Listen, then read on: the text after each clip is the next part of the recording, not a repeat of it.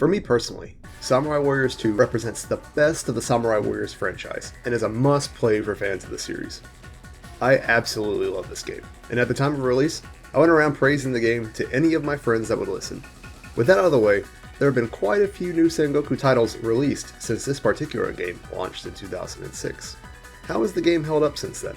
Let's find out. Samurai Warriors 2 was released originally in 2006, 2 years after the first installment. Initially released for the PlayStation 2, the game ended up being ported to most platforms that were relevant at the time, including the PlayStation 3, Vita, Xbox 360, and PC, although not all versions were released in all territories. For this review, I'll be focusing primarily on the Xbox 360 version, although I will show some PS2 gameplay as well. If you see the game in widescreen, it's the 360 version. If you see it in 4x3, I'm showing the PS2 game. I'll discuss the differences in the two versions at the end of the video. The Samurai Warriors series takes place during the Sengoku period of Japan, a period of Japan's history known for near-constant civil war, social upheaval, and intrigue, taking place from 1467 to 1615. Whereas most of the first game focused on the rise of Oda Nobunaga, with the additional stories documenting the rivalry between the Uesugi and Takeda clans, this game feels more like it has an ensemble cast, with the story stretching all the way to the decisive battle of Sekigahara.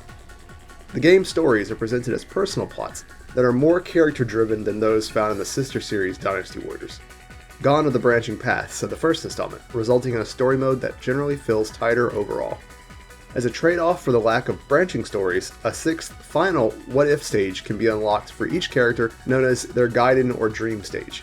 There are a little over 20 unique stages in this game, which isn't necessarily a massive number, but it is more than enough to keep the missions from feeling stale. I still wouldn't say the story mode is necessarily riveting, nor is it hyper-accurate to history, as characters are generally given good endings that lean towards the simplistic side, even if their real-life outcomes were much worse. Still, it's serviceable, and has some utterly fantastic cutscenes to boot, with some great choreography and visual style, with a healthy amount of film-grain aesthetic reminiscent of many classic samurai films. A whopping 10 new characters have been added to the roster this time around, bringing the cast size to over 30. All of them play great and have excellent personalities considering the rest of the cast. The graphics have also received a substantial boost, even on the PlayStation 2. For starters, the game's color palette starkly contrasts to the first installments. Samurai Warriors 1 purposefully had a dark tone and aesthetic, with desaturated colors meant to reflect the depressing nature of the time period. It worked, but also left the game looking a bit drab. Everything is much more colorful in this game, with more of a gold aesthetic in menus and cutscenes. The environments are more detailed, there are more enemies on screen. Particle effects are likewise very impressive. In general, everything just has had a significant graphical boost compared to the first game. Although the Xbox 360 version doesn't have the graphical fidelity of many other games that were released on the system, I think the game looks great if you just keep in mind that this is essentially an up-res 6th generation game. I remember seeing a lot of the major review aggregates of the time saying the 360 game looked bad, and frankly I just disagree. The textures and geometry are a bit simple compared to the likes of Gears of War, but the crispness of the graphics, the stellar frame rate, and the strong colors make this game look great all these years later, while many quote-unquote graphically superior titles of the 360 now look like mud. The top quality music the Musou games are known for returns here, with some of the best tracks in not just the Samurai Warriors series, but the greater Musou series as well. Unfortunately, the Japanese voice tracks have been completely removed in the game, something I've always found odd considering their implementation in the first game, and the fact that these are Japanese characters in a very famous time period of Japanese history. The English voices range from great to laughably bad, like the rest of Koei's titles of the time period, which may be a good thing or a bad thing, depending on how fond you are of cheesy dialogue. There have been some substantial changes in this game compared to the first. You can now move the camera with the right analog stick, meaning you no longer have to press the block button to constantly reorient your camera. Each character is now categorized as either a charge, normal, or special character, with each class of character playing differently from one another. Normal characters can perform normal attack chains with up to 12 inputs, while charge characters play more like conventional Musou characters, with less normal inputs but have a greater emphasis on mixing these with charge attacks. Special type characters are somewhere between the two other types. All characters additionally now have 2 unique abilities that can be performed by holding the R1 button or right bumper while pressing an attack button. Usually, one of these abilities is an attack, and the other a special command. Special commands can range from laying bombs, to powering up, to even calling your horse. It's a nice mechanic that increases the uniqueness of every character.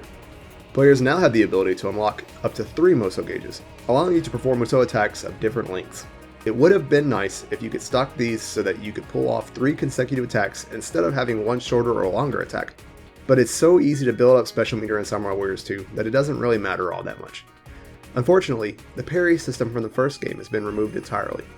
On the bright side, horseback Musous are an absolute blast in this game, and it's very easy to zip around the map racking up tons of KOs in the process while using them. Castles have also been streamlined in this game. Whereas in the first title, they were massive labyrinths separate from the rest of the stage, here they have been directly integrated into each stage that has them. Although they do feel smaller and less substantial because of this change, and I do somewhat miss the castles of the first title, I ultimately think it was the right decision for the series. Characters can now be leveled up to 50, and going through each character story mode will get you about halfway there. Leveling is what determines the length of a character's moveset, as opposed to the weapon used like in Samurai Warriors 1. Speaking of weapons, special unlockable 4th level ultimate weapons return, which can be unlocked in the game's hard mode. Permanent stat boosting items also no longer return in game. Instead, all stats are increased to the game's leveling or skill systems. Like in Samurai Warriors 1, stages are more mission based than their equivalent Dynasty Warriors titles at the time.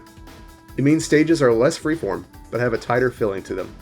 The morale meter also returns, where having a higher force morale translates to your allies performing better in battle.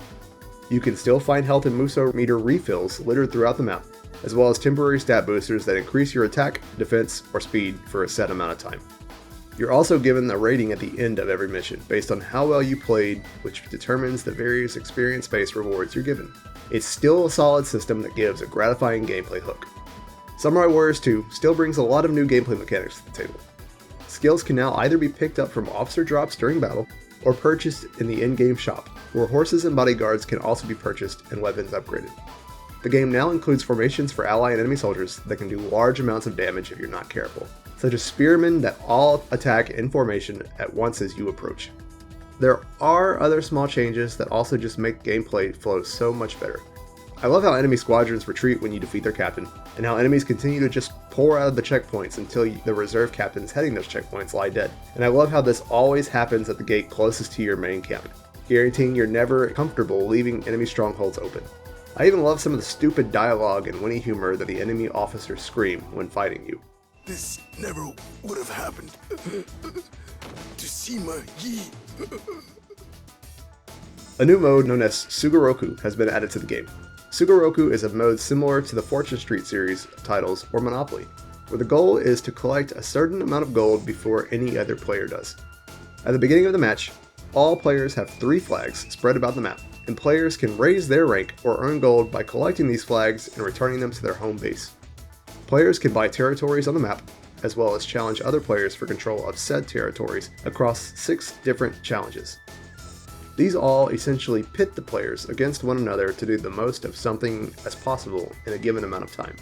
What you have to do depends on the challenge, and can include defeating various types of enemies, discovering or destroying objects, and collecting items. Although I wasn't the biggest fan of the mode when the game first launched, I found it to actually be a pretty fun party game during my playtime for this review. It's just another one of those unique touches that many of the early Samurai Warrior titles were known for, that you can't really find elsewhere in the series. It's also the only way to unlock Okuni in the game, so you'll have to go through it at least once if you want to fully complete Samurai Warriors 2. Despite the addition of Sugoroku, there are some downsides to Samurai Warriors 2 to keep it from entirely trumping its predecessor. Several characters from the first game have been removed, including Goemon, Yoshimoto, and Kunoichi. While Kunoichi was a fictional character that didn't actually exist in the Sengoku period, she was a fun character personality-wise, with a great moveset to boot. Goemon and Yoshimoto are both extremely famous or important characters in history, and although I frankly hated both of their designs in the first title, it did seem a bit odd to remove them. It wouldn't have been a big deal if their movesets were maintained in the game via a Create a Warrior system, but this mechanic has also been removed, as well as those movesets found in the first game exclusive to created characters. I'll be frank, the call mode in Samurai Warriors 1 was bad, but it's been done well in other Musou titles such as Dynasty Warriors 4 and 5 Extreme Legends, not to mention the Empire's titles, so I don't see a reason why this mechanic couldn't have been re-implemented here. Additionally, the game sports no alternate costumes for characters to unlock and use, as well as no challenge mode. Versus mode is also absent, unless you're playing the Xbox 360 version. I wasn't able to record any footage for this review, although it seems the servers are still up as of 2022. But from what I remember from the mode, there is one challenge stage where you and another player fight on separate maps to see who can defeat an enemy officer on the battlefield first. It's an afterthought mode that was probably put in just to say there was an online component to the game. There's no online Sugoroku mode, and there's no online co-op. Personally, I feel those two should have been implemented, or they should have just skipped online entirely. Fortunately, local co-op is still an option, and just as fun as always. Samurai Warriors 2 does maintain many of the bonuses of the first game. As previously stated, 4th weapons return, as does the Vault, where weapons, characters, guards, forces, and cutscenes can be viewed on your own time. Survival mode also returns, where you're able to take on one of 4 random missions to choose from at a time, some of which must be paid to accept. After completing the mode, Ranmaru can be unlocked. Samurai Warriors 2 was released on a variety of titles since its initial PlayStation 2 release, including on the Xbox 360, the PlayStation 3, PS Vita, and the PC. Most of my experience with the title has been on the Xbox 360 version, which had a significant boost in graphical fidelity compared to the original game. It does seem to have a bit more of a shiny, glazed-like appearance compared to the PS2 version, but I think which version one will prefer ultimately comes down to personal preference. Although I haven't played the PC or PS3 ports of the game, from what I've seen, they're very similar to the Xbox 360 version. As mentioned, the PS Vita also received a port of the game, and from what I've seen, it plays fine. If you have any experience with these other versions of the game not released in the US, I'd love to hear your thoughts in the comments. Suffice to say, the game plays great, no matter which system you choose. So do I think Samurai Warriors 2 is worth revisiting all these years later? Absolutely. In my opinion, Samurai Warriors 2 probably represents the best of the Samurai Warriors series. Although later installments technically have more nuanced gameplay, graphics, and story, none quite captured me the way this installment did. It also stands as one of the best titles in the Musou series as a whole, and is a game I'd wholeheartedly recommend to anyone that has even the most remote interest in the hack and slash genre. Thanks for tuning into my review of Samurai Warriors 2. For gameplay of this and other Musou games, check out my other channel, Jay Plays Archives, where I chronicle all the gameplay you see in my reviews. I'll leave a link in the description below. Also, if you like this video, be sure to drop a like, and don't forget to subscribe for more retrospective reviews of the Musou series. Let me know your favorite moments from Samurai Warriors or other Musou games in the comments below. Thanks for watching.